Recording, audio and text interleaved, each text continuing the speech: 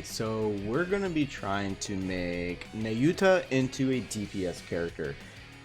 And we're going to be taking on the iron shooting range because she's going to be having, affinity for all that. So let's go ahead and dive on in.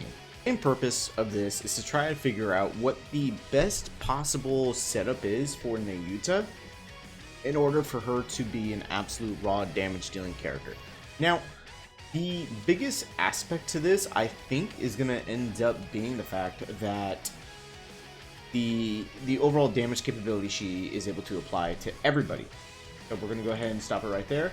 Boom. Already right away, we can see that she is doing a boatload of damage right here with 41 million damage. Now, I know that's not necessarily super high compared to other characters, but the fact that she is a burst 2 character is impressive in and itself because she mostly functions as the support instead of the raw DPS character.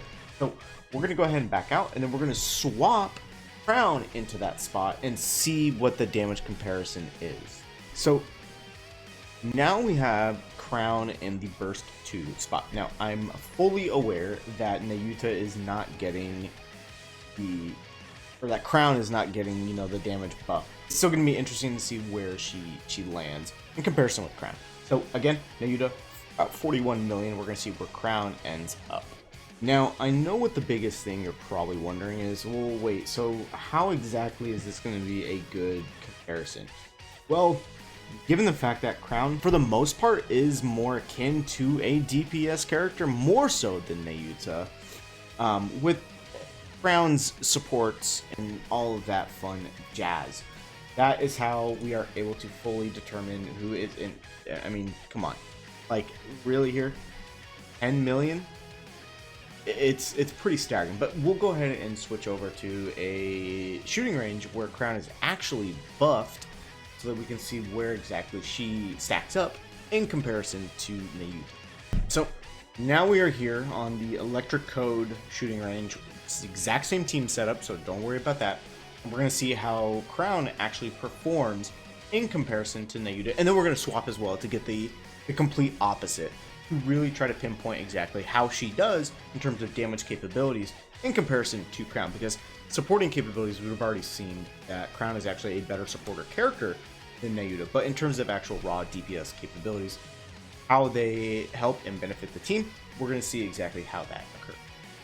Keep in mind, this code shooting range benefits Crown more so than what was beneficial towards Nayuta, in comparison, right?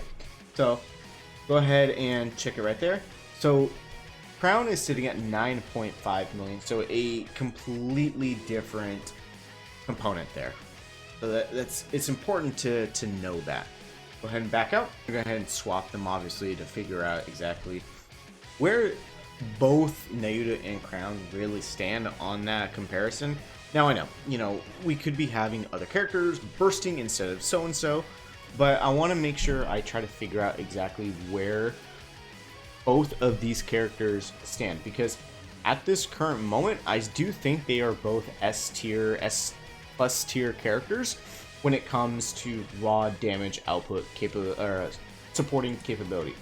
We can see right there, 33 million. Like it's actually insane the damage Nayuta is actually able to put out herself, and a little bit of that was seen actually in the comparison video between the supporting abilities of both Crown and Nayuta. But in terms of general support damage wise as a character, how much are you going to be putting out to help my other DPS characters so that the boss's health is dropped down to 0 as fast as possible? Nayuta apparently does that heck of a lot more than Crown, who is a better supporting character than Nayuta. But in terms of overall capabilities, I do honestly think Nayuta at this current point, while a little bit less than Crown, in terms of future characters that can come out that will help and benefit her more so than Crown, I think is much higher.